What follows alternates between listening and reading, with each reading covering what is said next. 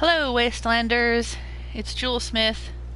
Today I am Fiona, General of the Minutemen, and with me as always is my bacon babe, Hancock.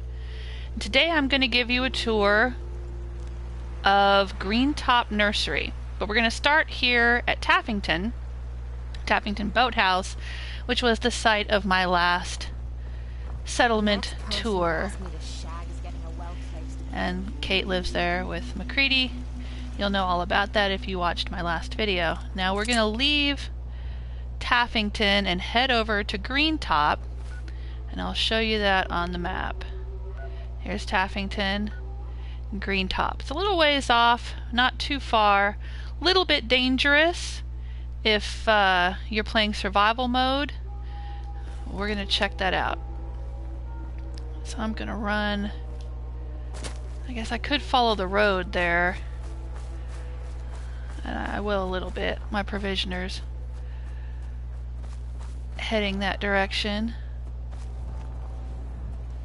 What's that? Looks like something. Wow, some dead Brahmin, huh? I'll take that. Is that my provisioner? Oh no, gunner mercenary. Huh, that's weird. Okay, well, good luck with that. Alright, let's see. Sorry, I'm just I love scavenging. Alright, we're gonna run this way. Now, right through this area here, if you have McCready and you want to do a quest with him to get his affinity perks, you'll have to come over here. Oh, look. And there's a super mutant suicider right there. Alright, let's switch over to my usual weapon, which is pew pew. Okay, let's try that instead of the 10mm. Bang bang is nice for when you just need to kill some rad roaches, but not when you need to kill super mutant suiciders. There we go. I guess you could call that. Is there another one over there? Here comes the puppy. Aww. Is that a suicider? No. Aww, look at that. Not too hard at all. At least not for me, being level 116. Take your butt meats. It's good for removing radiation. And this guy's probably got a mini nuke. Yep, there we go. I don't need his nuclear material because God knows I have a shit ton of nuclear material. Alright, let's keep on trucking. Now we're going to come through here and we're going to be very close to a... Oh look, there's a little power armor station there. Very close to that big old sinkhole. Let's look there. Right. There it is. Old Gullet Sinkhole.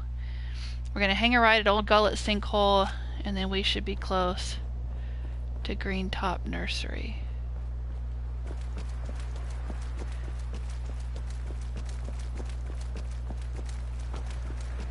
Run out here. Let's see.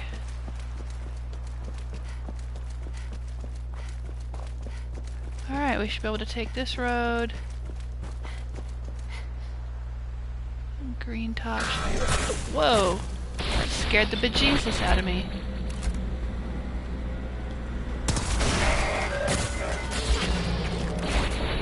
I don't want to hit that. Why can I not? Oh, okay. Whoa, that just scared the bejesus out of me.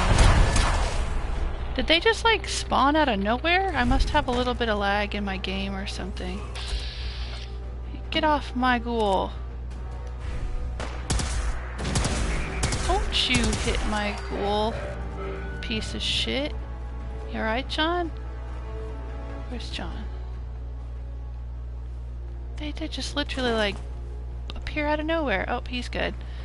He has some stim packs in his inventory, so he should be fine. Well, this is terribly exciting for just trying to get to a settlement to give you a tour. Who's detecting me? Oh, Hello, Brotherhood of Steel, completely useless people who did nothing to help. How you doing there? I'm friends with the Brotherhood of Steel in the game, sort of. Well, I guess not enemies, we could say. I finished the game with the Minutemen, and I never actually did any Brotherhood quests, except for like the very first one with Dance. But I didn't do any others. So I've never met Elder Maxon. I've never even been on the Pridwin. Okay, we're almost to Greentop, and looky here, look what I found. Looky, it's an ancient behemoth. How you doing there, buddy? A behemoth likes to spawn very close to the settlement. The settlement's like right there. Oh, and they're shooting something on the road. Good luck with that. We're gonna creep up. Shh, be very, very quiet. We're hunting behemoths. Oh no, did he see us? What am I gonna do? Oh no. Goodbye. John, really? Buddy, sweetheart.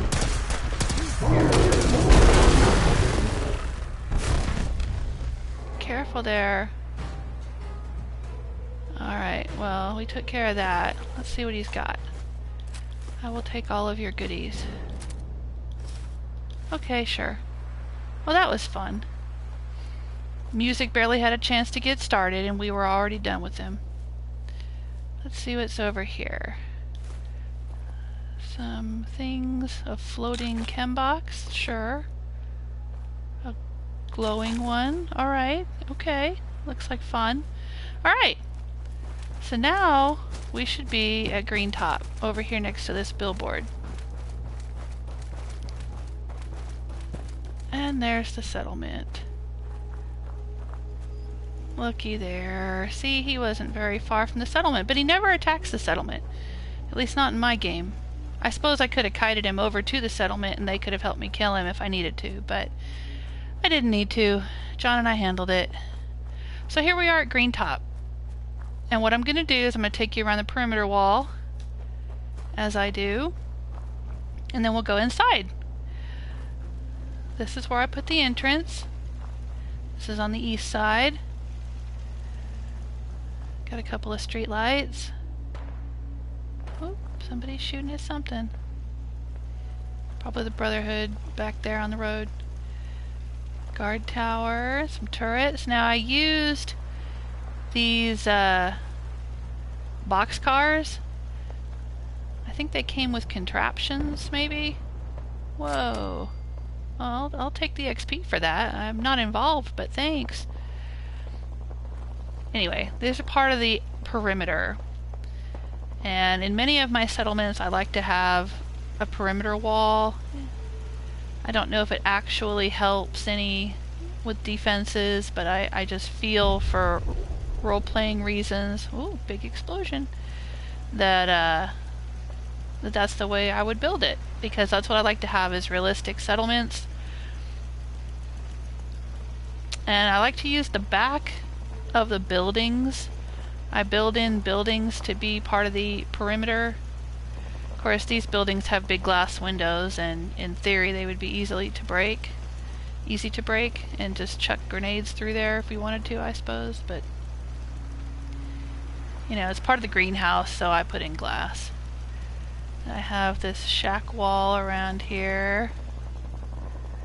This shack bridge I use as walls, or parts of walls around my settlements. It doesn't fill up the hotbar, I think, as much as the junk walls do. Maybe because it requires fewer materials to build them. So I prefer those instead of the junk walls. If you start building too much junk wall, it seems to fill up the meter too quickly. But you'll see here, and if you've seen my other settlement videos, you'll know I like to build these little buildings and kind of use the back of the buildings as part of the defensive perimeter. I've called it the circle the wagons technique, where all of the buildings in the settlement face inward and their back walls help to form the defensive perimeter of the settlement.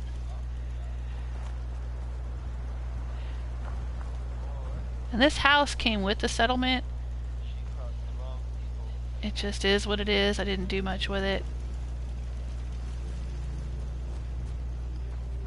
Alright. So that's the borders of Greentop Nursery. We come in here, and Greentop comes with this greenhouse, sort of like the one that's over at Grey Garden. Very similar to that one.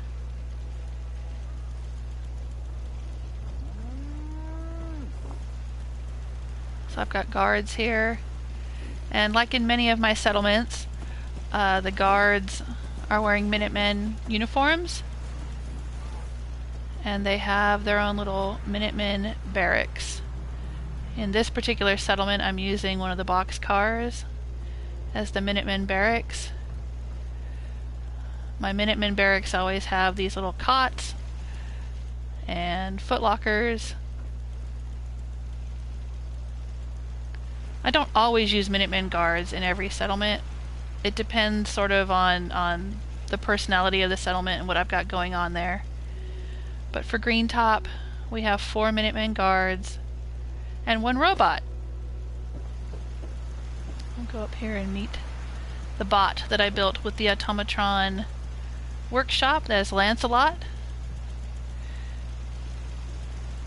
Helps to defend Greentop Nursery. Now, off the back of the greenhouse, I sort of extended the greenhouse here and I put in an armory.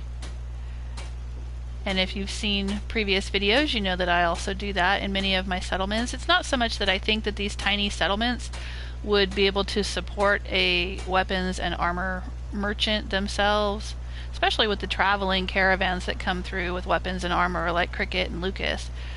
But in my idea about this game, my RP, headcanon role-playing, whatever you want to call it, I imagine there would be somebody in each settlement that would help the settlers repair their weapons, repair their armor, keep the defenses up. So I build these little armory stations, if you want to call them that, I guess, little armory buildings.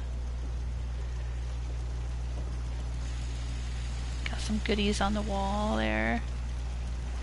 A little collection of weapons. Oh, armor rack. Alright, then we go back here. I have some living quarters. And this is the scavenger's house. I like to have my scavengers a little bit, I don't know if you'd say wealthier, but a little bit more, a little bit better off than the regular settlers because they're scavengers, so they pick up lots of goodies. He's got his scavenging bench, a desk. This particular scavenger really likes sports, so he's got some baseball stuff back here. Oh, there he is, and he's wearing a baseball uniform. Hey there. I like to imagine maybe he came here from Diamond City or something, right? So that's where he lives. I put in one of these weight benches from the Vault Tech thing. It's supposed to increase happiness. Another little living quarters back here. And then in the greenhouse, I pretty much just left it as is. I added several mute fruit bushes, some water pumps. I put the power generator in here and ran the cords up through the broken ceiling. And this powers the whole settlement. And the water pump there in the corner. And multiple turrets. Let's see what the defense is on this settlement. I think it's almost 200. Yeah, 194. Pretty well defended.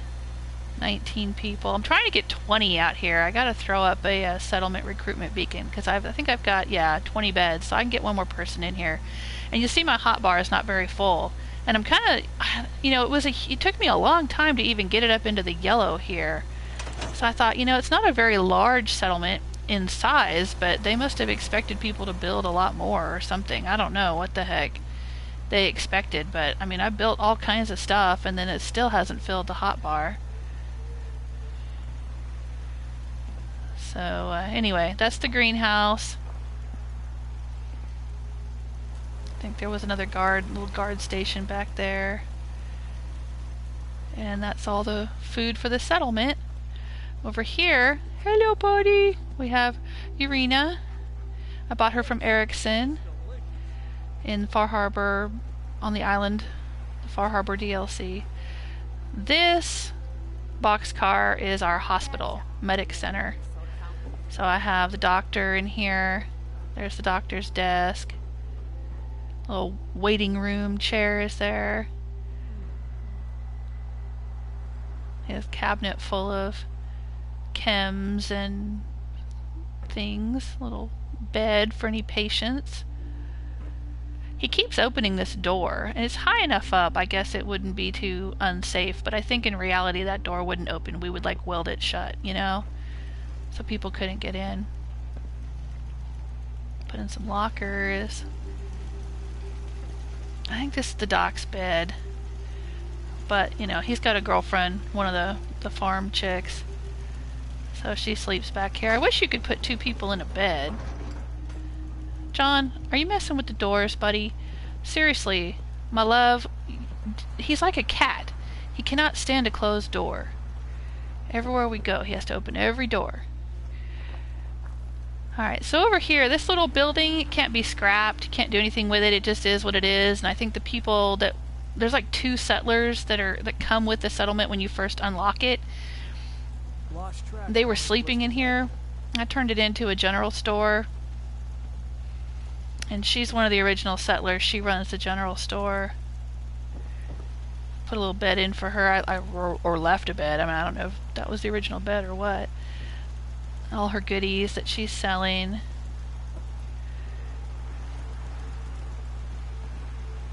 Hey there. And this little fire pit also came with the settlement. I didn't have to build one of those caravan stations that you can build in the settlement so that the caravans will come to it. The caravans automatically show up and come to the fire pit. I've seen Lucas here, Cricket here, Doc, what's his name, the doctor guy, he's here sometimes. So I just left it, and I never built the caravan station. If you look careful though, you can see that I put one of those real fire pits over it, like kind of a flaming, so it would have fire, because the original fire pit didn't have actual flames. And for some reason, the people in Greentop are programmed to act a little differently than usual. Like usually the guards will just guard, right? They never sleep, they never do anything else, they just stand in their posts. And the people will just farm, the farmers will farm, right? But at Greentop, they wander around. Like you just saw this guy leave his post and walk over here and sit by the fire. And sometimes the guards and farmers and stuff will just stop what they're doing and wander inside here and hang out at the bar, or they'll hang out, play slots. Yes. Like the other settlements don't do that. Only Greentop. I mean, I think it's more realistic, you know, but it's kind of weird that only this settlement seems to do that. So, you know, got a few chairs around the fire there, and look, now he's going to come down and hang out. Alright, that's cool. I mean, I wish all the settlements would do that. Just got more guard posts back here. This is where I ran in the power for the slots for the little casino slot machine thing there. And this little house is probably one of the last things I built here. I put the clothing shop in here. I don't really get the whole clothing shop idea. I mean, it adds happiness to the settlement, but it just kind of seems sort of weird. Like, why would they need a clothing shop at all these little tiny settlements? I don't know, maybe she's like a seamstress or something, right? Maybe she fixes their clothes the way that the armory fixes their weapons and armor. Sure, okay.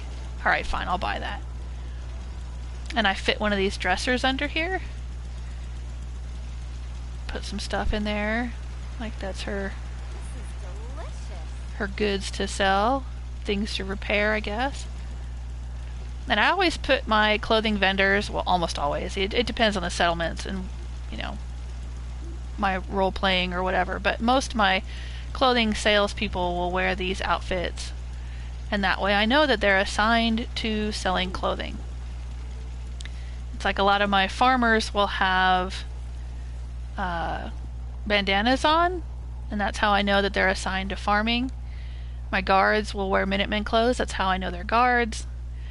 And then, you know, when you start getting a settlement with 20-something people in it, it doesn't get as confusing about who's doing what. I can tell from their uniforms what they're assigned to. Alright, so then we come over here. Hello! Look, I actually got a settler with gray hair. That's so rare. And this is the main house. Put the bar in here. Hey there, how you doing? Hey, we haven't seen a promotional poster for Jamaica Plain in a while, have we? You gotta take things one day at a time. I got one here. I didn't have one at Taffington, because that's kind of, you know, like McCready and Kate's little private house there. And I can't imagine they would need a promotional poster for my brothel settlement that we have yet to tour, but we will eventually. And I didn't have one at Covington, because Covington's kind of got that goody two-shoes, old world vibe. But most of my settlements will have a promo poster for the brothel that John and I own out at Jamaica Plain. So this is where the settlers can hang out. Got the soda machine from Vault Tech Workshop, makes them happy. Bathroom in here. Bedroom. Got lots of beds wedged in here. Some of my settlements I try to have separate bedrooms for everybody. Or, you know, a couple of people per bedroom, but Greentop's kind of, you know, not quite as fancy as other places like Sanctuary Hills or Bunker Hill or whatever. That's why I felt kind of bad. I put in the slot machine and the soda machine and the bar and everything, thinking that would help morale a little bit, make them happy, right? Having some coffee there? Cup of joe, babe? Huh?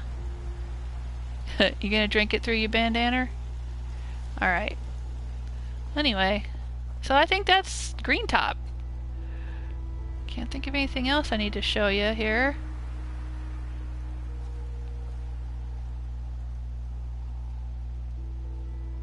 Hope you enjoyed it. Thanks for hanging out with me. My next settlement tour will probably be the Slog. I think that's the next one I unlocked after Greentop. And then maybe we'll head into Diamond City and I'll show you what I've done with home plate. How does that sound? Alright, see you later. Bye!